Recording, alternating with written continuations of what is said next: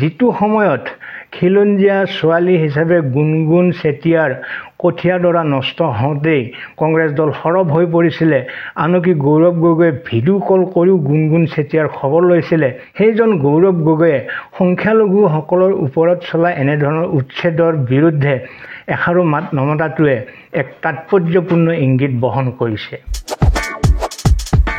নমস্কাৰ দৰ্শকসকল, আহিছোঁ অন্য এটা বিষয়ৰ মাজলৈ। ৰাজ্যজুৰি বৰ্তমান ব্যাপক হাৰত উচ্ছেদ অভিযান চলি আছে। এই মুহূৰ্ততো গোৱালপাৰাৰ পাইকান সংৰক্ষিত বনাঞ্চলত উচ্ছেদ অভিযান চলি আছে। আমি এইকেইদিন সদায় প্ৰত্যক্ষ কৰি আছোঁ উচ্ছেদিতসকলৰ হিয়া ভগা বিননি, বাদ প্ৰতিবাদ। কিন্তু লক্ষণীয়ভাৱে গৌৰৱ গগৈ অথবা কংগ্ৰেছ দলৰ কোনো বিধায়ক অথবা কৰ্মীক আমি তাত গৈ উচ্ছেদিতসকলৰ কাষত থিয় হোৱা দেখা নাই অথবা প্ৰতিবাদ কৰা দেখা নাই।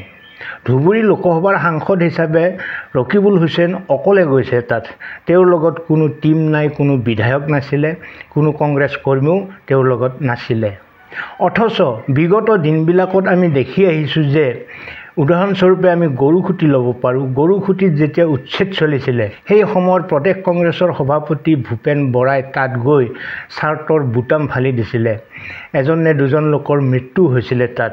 কেৱল গৰুখুটি বুলিয়েই নহয়, য'ত য'ত সংখ্যালঘুৰ ওপৰত এনেধৰণৰ কাৰ্যব্যৱস্থা গ্ৰহণ কৰিছে চৰকাৰে, সেই ঠাইলৈ গৈ কংগ্ৰেছে প্ৰতিবাদ কৰিছে বা বিভিন্ন ধৰণে তেওঁলোকে এইবিলাকৰ প্ৰতিবাদ সাব্যস্ত কৰি আহিছে। কিন্তু এইবাৰ গৌৰৱ গগৈ সভাপতি হোৱাৰ পিছত কিয় তেওঁলোক নিমাত হৈ আছে বা এনে কাৰ্যৰ বিৰোধিতা তেওঁলোকে প্ৰকাশ্যে কিয় কৰিব পৰা নাই? নে তেওঁলোকে চৰকাৰৰ এনেকুৱা কাৰ্যক পৰোক্ষভাৱে সমৰ্থন জনাইছে, নে ইয়াৰ অন্তৰালত আছে কিবা ৰাজনৈতিক ৰণনীতি? আমি সদায় দেখি আছোঁ যে যিসকল উচ্ছেদিত আছে বা উচ্ছেদিতৰ পক্ষত যিসকল লোক আছে তেওঁলোকে মুখ্যমন্ত্ৰী ডক্টৰ হিমন্ত বিশ্ব শৰ্মাক এইকেইদিন পাৰে সাওপাত দি আছে, অভিসম্পাত দি আছে। বহুতে হিটলাৰৰ লগত তুলনা কৰিছে। কিন্তু এইখিনিতে এটা প্ৰশ্ন হয়, যদিহে মুখ্যমন্ত্ৰী ডক্টৰ হিমন্ত বিশ্ব শৰ্মাই হিটলাৰৰ দৰে নিজৰ খেলসূচীমতে কাম কৰি আছে, তেনেহ'লে দেশৰ আইন আদালত এইবিলাক কলৈ গ'ল? উচ্ছেদিতসকলে যদি সঁচাকৈ ক'ব বিচাৰে যে তেওঁলোকক অন্যায়ভাৱে উচ্ছেদ কৰা হৈছে, তেওঁলোকে আদালতলৈ যোৱা নাই নেকি বা আদালতৰ শৰণাপন্ন হোৱা নাই নেকি? নে আদালতখনো মুখ্যমন্ত্ৰী ডক্টৰ হিমন্ত বিশ্ব শৰ্মাই কব্জা কৰি ল'লে? আপোনালোকে জানি আচৰিত হ'ব যে ইতিমধ্যে এইকেইদিনৰ ভিতৰতে শ শ আবেদন গৈছে আদালতলৈ, কিন্তু কোনো এখন আবেদনকে আদালতে গ্ৰহণ কৰা নাই।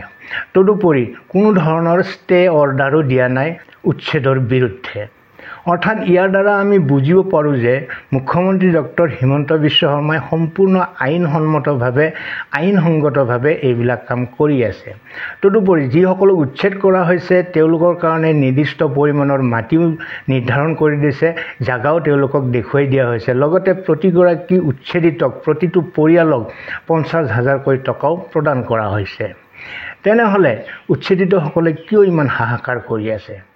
আচলতে ফৰ্চুনাৰ গাড়ী এখন চলাই থকাৰ পিছত কাৰোবাক যদি এল্ট্ৰ এখন চলাবলৈ বাধ্য কৰোৱা হয়, তেওঁ অস্বস্তি পাবই।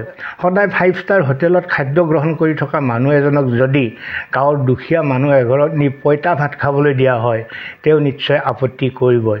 কথাটো তেনেকুৱাই হৈছে নেকি? একাংশ মানুহে তেনেকৈ ক'ব বিচাৰিছে সামাজিক মাধ্যমত। 3,500 বিঘা মাটি দখল কৰি থকা মানুহক মাত্ৰ 300 বিঘা মাটিত বসতি স্থাপন কৰিবলৈ বাধ্য কৰোৱা হয়, তেনেহ'লে তেওঁলোকে মানি নোলোৱাটোৱেই স্বাভাৱিক। এয়া হৈছে সামাজিক মাধ্যমত বিভিন্ন লোকে ব্যক্ত কৰা প্ৰতিক্ৰিয়া। উচ্ছেদিত লোকসকলে কৰা আবেদনৰ পিছতো আদালতে ষ্টে অৰ্ডাৰ দিয়া নাই। ইয়াৰ মুখ্যমন্ত্ৰী ডক্টৰ হিমন্ত বিশ্ব শৰ্মাই ন্যায়সংগতভাৱে কামবিলাক কৰি আছে বুলি সামাজিক মাধ্যমত চৰ্চা চলিছে। আৰু ন্যায়ালয়ক সন্মান জনাই প্ৰদেশ কংগ্ৰেছৰ সভাপতি গৌৰৱ গগৈও নিমাত হৈ আছে নেকি? আমি সকলোৱে জানো যে প্ৰদেশ কংগ্ৰেছ কমিটিৰ সভাপতি নিৰ্বাচিত হোৱাৰ পিছত এটা স্ক্ৰীনশ্বট ভাইৰেল হৈছিলে কংগ্ৰেছ নেতৃত্বৰ ফালৰ পৰা, যিটো স্ক্ৰীনশ্বটত যিসকল সংখ্যালঘু লোকে কংগ্ৰেছৰ সভাত অংশগ্ৰহণ কৰিবলৈ আহিব সেইসকল লোকক টুপি পিন্ধি আহিবলৈ মানা কৰা হৈছিলে আৰু সংখ্যালঘু লোকসকলৰ কাৰণে সভাঘৰৰ পিছৰ চিট কেইটামান সংৰক্ষণ কৰি ৰখা হৈছিলে আৰু অনুৰোধ জনোৱা হৈছিলে যাতে তেওঁলোকে আহি সেই সংৰক্ষিত আসনকেইখনত আসন গ্ৰহণ কৰে। কথাটো পিছত কংগ্ৰেছ নেতৃত্বই অগ্ৰাহ্য কৰিলেও নস্যাৎ কৰিলেও সেয়া যে দিনৰ পোহৰৰ দৰে সঁচা আছিলে সেইটো সকলোৱে বুজি লৈছিলে। সেই সময়ত সভাত অংশগ্ৰহণ কৰিবলৈ টুপি পিন্ধি যাব নালাগে বা সংখ্যালঘুসকল পিছৰ আসনত বহিব লাগে, এনেধৰণৰ কথাবোৰ সংখ্যালঘু ৰাইজে সহজভাৱে গ্ৰহণ কৰিছিলে। কিন্তু এতিয়া ৰাজ্যজুৰি ব্যাপক হাৰত সংখ্যালঘুৰ ওপৰত উচ্ছেদ চলি থকা সময়ত গৌৰৱ গগৈয়ে নিমাত হৈ আছে। উচ্ছেদিতৰ কাষত থিয় হোৱাটো বাদেই কোনো ধৰণৰ প্ৰতিক্ৰিয়া প্ৰকাশ কৰা নাই। এই লৈ কিন্তু সংখ্যালঘুসকলৰ মাজত এটা বিৰূপ প্ৰতিক্ৰিয়াৰো সৃষ্টি কৰিছে। সেই কথা উচ্ছেদিতসকলৰ পৰাই আমি শুনিবলৈ পাইছোঁ। এয়াও গৌৰৱ গগৈৰ এক ৰাজনৈতিক ৰণনীতি নেকি? আমি সকলোৱে জানো যে সংখ্যালঘুসকলৰ প্ৰতি কংগ্ৰেছ দলৰ এটা বিশেষ দৰদ আছে বুলি সমালোচনা হৈ থাকে। তদুপৰি শেহতীয়াভাৱে বিজেপিয়ে এনেকুৱা এটা প্ৰচেষ্টাত আছে যাতে কংগ্ৰেছ দলক কেৱল সংখ্যালঘুৰ দল বা মুছলমানৰ দল বুলি প্ৰতিপন্ন কৰিব পৰা যায়। এইটো হৈছে বিজেপিৰ ৰণনীতি। বিজেপিৰ এনে ৰণনীতিৰ বিৰুদ্ধে কংগ্ৰেছৰ এয়া এক প্ৰতিৰোধমূলক ৰণনীতি নেকি? যদিহে তেওঁলোক আজি আহি উচ্ছেদিতৰ কাষত থিয় হয় তেনেহ'লে বিজেপিয়ে তাকে এটা ইছ্যু কৰি ল'ব আৰু সঁচাকৈয়ে যে কংগ্ৰেছ দলটো সংখ্যালঘুৰ দল সেই কথা প্ৰতিপন্ন কৰিবলৈ তেওঁলোক উঠি পৰি লাগিব। সেইবাবে হয়তো গৌৰৱ গগৈয়ে উচ্ছেদিতৰ কাষত থিয় হোৱাৰ পৰা অথবা কোনো ধৰণৰ প্ৰতিক্ৰিয়া প্ৰকাশৰ পৰা বিৰত আছে। তেনেহ'লে তেওঁ ভোট কেনেকৈ পাব? তাতো নিশ্চয় গৌৰৱ গগৈয়ে কিবা ৰণনীতি প্ৰস্তুত কৰিছে। বিভিন্ন বিশ্লেষকে ক'ব বিচাৰে যে সংখ্যালঘু ভোটখিনিৰ আশা তেওঁ বৰ্তমান সময়ত এৰি দিছে। তেওঁ উজনিৰ চিট দখল কৰাৰ পৰিকল্পনা কৰিছে।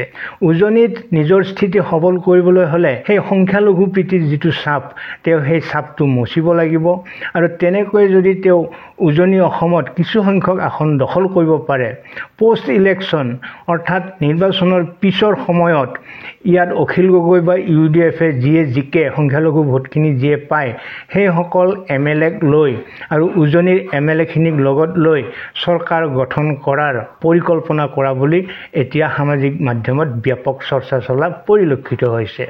যদিহে এই ৰণনীতিৰে আগবাঢ়ি গৈ গৌৰৱ গগৈ সফল হয় তেনেহ'লে আমি তেওঁক বাহবা দিবই লাগিব। তেওঁৰ এয়া যে পৰিপক্ক ৰাজনীতি সেইটো আমি ক'বই লাগিব। কিন্তু চতুৰ আৰু বিচক্ষণ ৰাজনীতিবিদ ডক্টৰ হিমন্ত বিশ্ব শৰ্মাই এই কথা যে নুবুজাকৈ থকা নাই সেই কথাও কিন্তু ভবাটো ভুল হ'ব। মুখ্যমন্ত্ৰী ডক্টৰ হিমন্ত বিশ্ব শৰ্মাই তেওঁৰ সেই প্ৰতিৰোধমূলক ব্যৱস্থাৰ বিৰুদ্ধে, প্ৰতিৰোধমূলক ৰণনীতিৰ বিৰুদ্ধে নতুন কিবা ৰণনীতি প্ৰস্তুত কৰিবলৈ নিশ্চয় পৰিকল্পনা সাজিয়ে থৈছে। যি নহওক মানৱতাৰ খাতিৰত হ'লেও গৌৰৱ গগৈয়ে এবাৰ উচ্ছেদিতসকলৰ মাজলৈ যোৱাটো উচিত আছিল অথবা বিৰোধ কৰাটো, প্ৰতিবাদ কৰাটো উচিত আছিল বুলি বিভিন্নজনে মত প্ৰকাশ কৰি আছে। যিটো সময়ত খিলঞ্জীয়া ছোৱালী হিচাপে গুণগুণ চেতিয়াৰ কঠীয়াডৰা নষ্ট হওঁতেই কংগ্ৰেছ দল সৰব হৈ পৰিছিলে, আনকি গৌৰৱ গগৈয়ে ভিডিঅ' কল কৰিও গুণগুণ চেতিয়াৰ খবৰ লৈছিলে, সেইজন গৌৰৱ গগৈয়ে সংখ্যালঘুসকলৰ ওপৰত চলা এনেধৰণৰ উচ্ছেদৰ বিৰুদ্ধে এষাৰো মাত নমতাটোৱে এক তাৎপৰ্যপূৰ্ণ ইংগিত বহন কৰিছে। যিয়ে নহওক সময়ে ক'ব ক'ৰ পানী কলৈ যায়। কিন্তু সাধাৰণ জনতা নিৰ্বাচনী ৰাজনীতিৰ বলি হ'ব নালাগে, আমি সেইটো সদায় ক'ম। আৰু উচ্ছেদিতসকলৰ ক্ষেত্ৰতো ইমান নিৰ্দয় হোৱাটোও মই কামনা নকৰোঁ। আৰু উচ্ছেদিতসকলেও অকণমান ৰাষ্ট্ৰৰ হিতৰ কাৰণে নিজৰ ত্যাগ স্বীকাৰ কৰিবলৈ সাজু থাকিব লাগিব বুলি মই ভাবোঁ। উচ্ছেদস্থলীত যিসকল শিশুৱে কান্দিছে, যিসকল নাৰীয়ে হিয়া ঢাকুৰি বিননি তুলিছে, সেইসকল চাই কোনো হৃদয়বান মানুহে সহি থাকিব নোৱাৰে বুলিয়েই আমাৰ বিশ্বাস। যি নহওক মোৰ কথাখিনি আপোনালোকৰ কেনে লাগিলে, একমত নে দ্বিমত আছে সেই বিষয়ে নিশ্চয় আপোনালোকে কমেণ্ট বক্সত লিখিব। গৌৰৱ গগৈ উচ্ছেদ সম্পৰ্কত যি স্থিতি গ্ৰহণ কৰিছে বৰ্তমান, সেই সম্পৰ্কে আপোনালোকৰ ধাৰণা কি সেই বিষয়ে নিশ্চয় কমেণ্ট বক্সত লিখিব। আজিলৈ এৰিছোঁ। ভালে থাকক, কুশলে থাকক। ধন্যবাদ।